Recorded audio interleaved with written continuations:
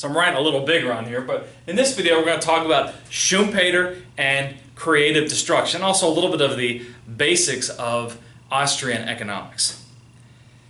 Schumpeter, of course, was an interesting guy. He's generally considered as one of the forefathers or founding theorists of Austrian economics.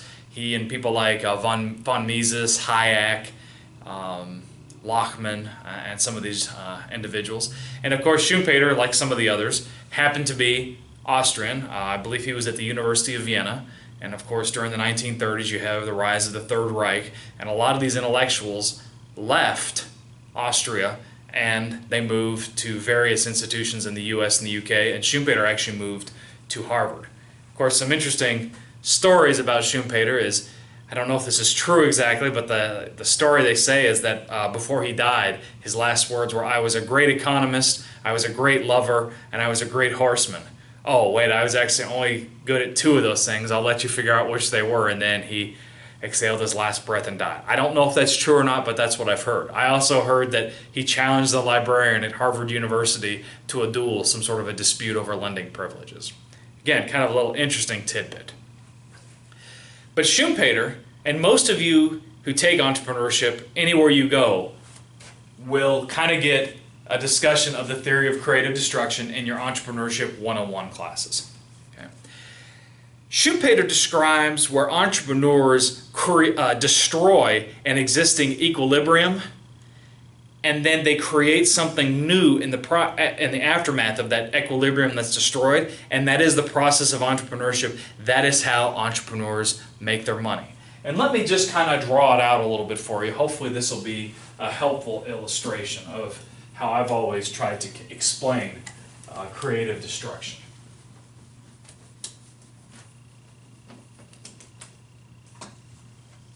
Whoops, dropped my rag. At least we've got rags here. Okay, so if you look at, make sure you can see me, if you look at like a classic supply and demand curve,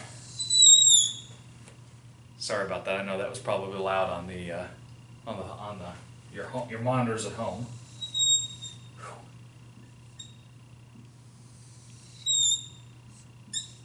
Okay, you look at your classic supply and demand curve, and this depicts this equilibrium state. You know, in the ideal world, this is the ideal intersection between supply and demand, between price and quantity, right? So we get the perfect price at the perfect time, etc., etc. Okay. Well, Schumpeter says, well, you know what? Entrepreneurs will look at this kind of supply and demand equilibrium and they'll be dissatisfied with it. So what they're going to do is they're going to try to figure out they're just going to X this whole bad boy out, and they're going to make a new graph.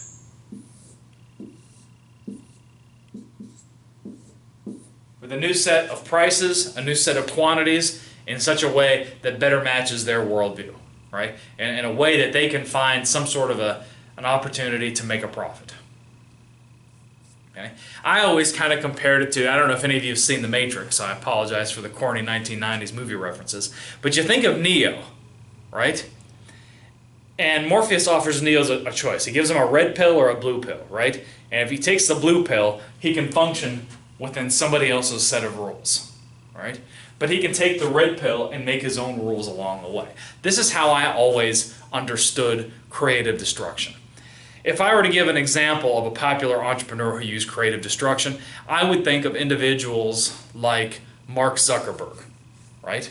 Mark Zuckerberg I put into this category because he perceived that, yes, there was a very limited demand and a very limited supply of opportunities to make money through social media at that time. You know, there's like MySpace and Friendster and some of these kinds of things before Facebook came along. So it wasn't a very large or very well-developed market. So instead what he did is he created Facebook, and this completely and fundamentally changed the supply and demand curves. It changed the rules of competition in such a way that was advantageous to Mark Zuckerberg, and all of the other social media companies since then have been struggling to keep up.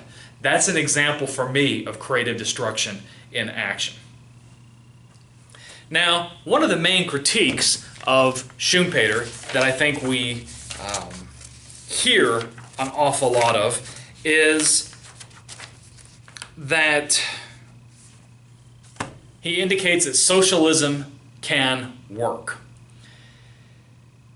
He describes a world far into the future where people have lost their sense of adventure, right? Everything is catered to them. They have a wonderful quality of life. So instead of focusing on working themselves to death all the time, they maybe focus on taking care of their family, or they focus on intellectual adventures, or they focus on their hobbies like fishing or whatever. And so entrepreneurship as a phenomenon ceases to exist, according to one of Schumpeter's theories.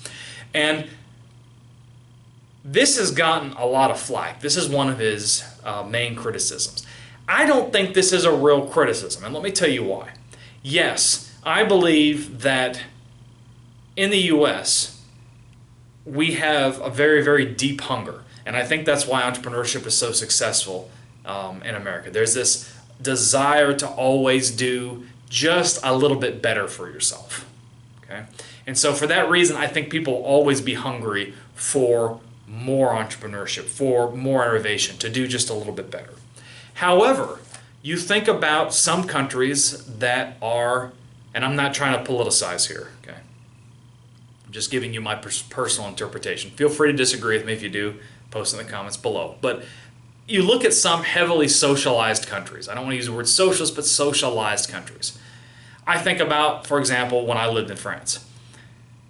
They had a 35-hour work week. The social security network was quite high, and people enjoyed a very good quality of life. And to me, it was a description of Schumpeter's world where entrepreneurship was ceasing to exist. There was very little incentive to give up a comfortable job in order to pursue some sort of an entrepreneurial opportunity or activity. So, yeah, there might be something to that. And I look at my friends in France. They are quite happy. They dedicate their time to their family pursuits, towards their hobbies, and work is just a means to further the particular lifestyle choices that they wish to make. So Schumpeter may be onto something with this description. Feel free to disagree with me.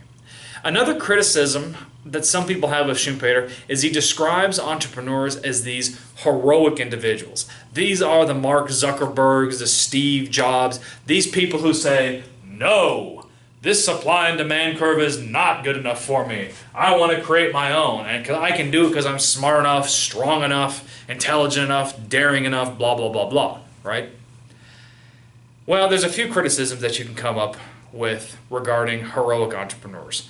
The first is that it is totally possible that entrepreneurs are not heroes at all, right? It could be just somebody taking over their father's restaurant or dry cleaning business, right? Is this somebody who is necessarily a heroic? In fact, is it even somebody that's necessarily engaging in creative destruction?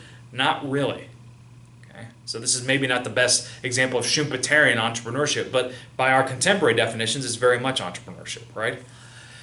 Other examples include the fact that now we talk about community-based enterprises. And in community-based enterprises, you see people that, you see that cities, communities, regions, and governments are behaving entrepreneurially, and it's not even a person at all, much less a hero, right? So this is kind of some of the criticisms of Schumpeter.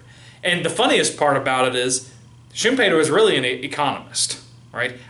He would say that he wasn't much of a so focused on entrepreneurship, but we have taken this idea of creative destruction, which is a relatively small part of some of his readings, and we have extrapolated to create almost an entire discipline of Austrian economics. So I think that's kind of funny too. Great.